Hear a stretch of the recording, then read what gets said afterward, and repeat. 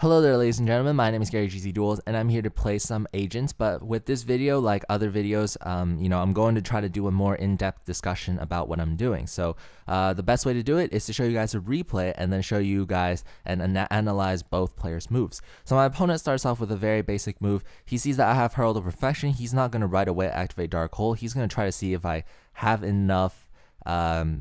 So I'm positives right here. He's going to see if I have enough ammo in order to counter all of his moves. So what I'm going to do instead, since he's set up with 3 face down cards, I'm going to try to test out the waters. Now, I summon out Jupiter because for 2 reasons. One, I want to put some pressure, do some 1,800 direct damage if he doesn't respond with anything. So I'm here trying to push out a Mirror Force.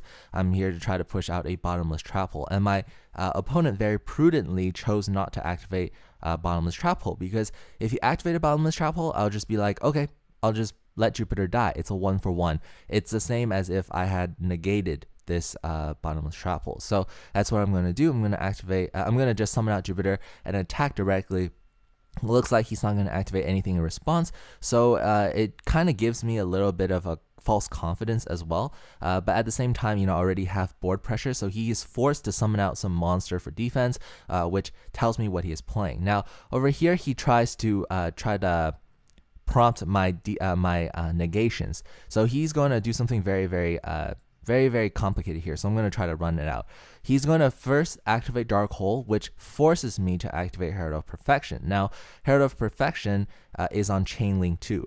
On Chain Link 3, he's going to try to activate Fiendish Chain. He is hoping at this point that I don't have any more fairy types monsters to discard in order to negate his Fiendish Chain. But like I did a video a couple of months ago, I think, where I talked about negation with Naturia Beast and Naturia Barkion, you can in fact keep adding negation effects on the same chain with the same card, provided that you can keep discarding the things requisite for cost. So in this case, I can still activate Herald of Perfection on Chainlink 4 because I still have fairy type monsters to discard. So unfortunately for him, I activate Herald of Perfection on Chainlink 4, I negate the Fiendish Chain on Chainlink 3, which then will not allow Fiendish Chain to negate my effect on Chainlink 2, which then will allow Herald of Perfection to negate Dark Hole on Chainlink 1. So that was a bit complicated, but I'm hopefully explain it well enough.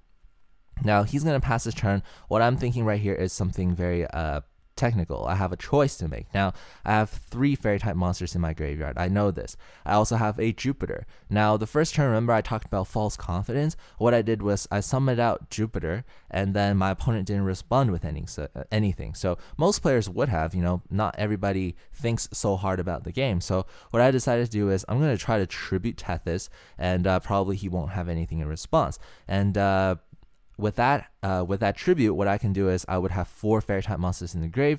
I could special summon out Christia, use Christia's effect to bring back a fairy type monster from the graveyard into my hand, okay? And then what I can do is I can turn everything into attack position and then go for game because he only has 6,000 life points left, and I would have enough to finish him off. Now that's the plan. So what ended up happening was, I'm going to tribute summon for Tethys, and since my opponent played prudently, he's going to activate Bottomless Trap Hole when it actually counts, forcing me to make another decision. Now this decision right here is I'm going to sacrifice my Archlord Christia in an attempt to preserve my Tethys. Reason why I wanted to preserve Tethys is a much better effect than Christia at this point. Next turn, if I can survive till next turn, if I draw into a fairy type monster, it is possible that I can replenish my hand full of fairy type monsters so that I can negate whatever monster spell trap effect my opponent can come up with. So I'm going to just sacrifice Christia right here. I'm going to save the Hyperion because in case of an emergency, I can either choose to discard Hyperion and negate something, or I can summon out Hyperion in order to just be a 2,700 beater that has a card removal effect. So that's what I decided to do. So what happened was I'm going to negate Bottomless Trap Hole. He's not going to have any other response. Now over here, I just went and end phase. So why did I go into end phase directly without making a different move? There were several things I could have done. I could have went into battle phase, attack with Tethys. I've already attacked with Jupiter once. It gives me a false sense of confidence that he probably doesn't have any back row. But at the same time, what Bottomless had already proven to me was he does have answers. He's just waiting for the right moment to use his answers. And I only have one fairy type monster in my hand now. If I chose to negate whatever answers he has, he has 2 possible back row. I might not have enough.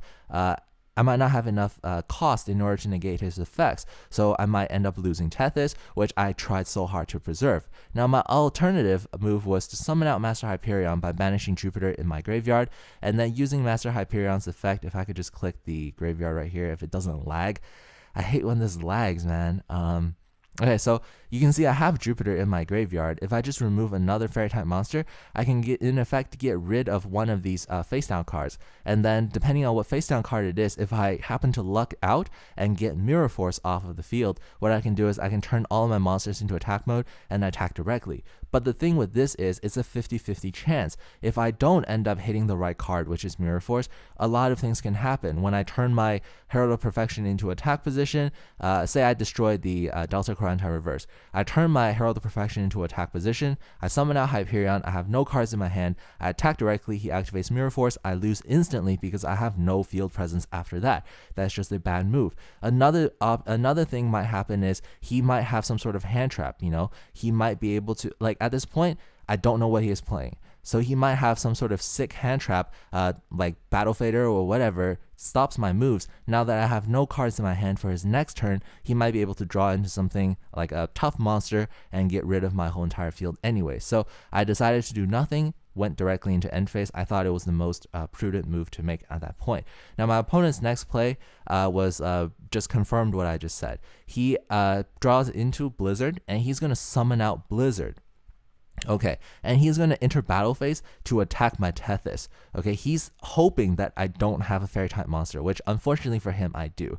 So what I'm going to do is I'm going to, since Kalut activates in the damage step, okay, if one of these face down cards was a Icarus attack, it would not be able to chain into the effect. So that's what I was afraid of. I was afraid of him using Icarus attack and then destroying both of these cards on my field. But since he attacks and he's using Kalut's effect during the damage step, I can negate Kalut's effect.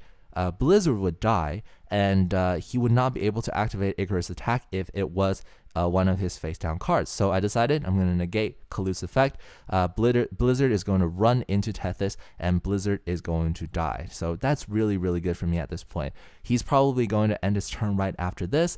Main phase 2, he doesn't have anything. He already uses normal summon. He's going to end phase. Now, all depends on this card right here, what I draw into. And in fact, I draw into a fairy type monster. Awesome. So using Tethys' effect, I'm going to draw into another monster and so on and so on. So my opponent sees that he has no chance. He's going to surrender.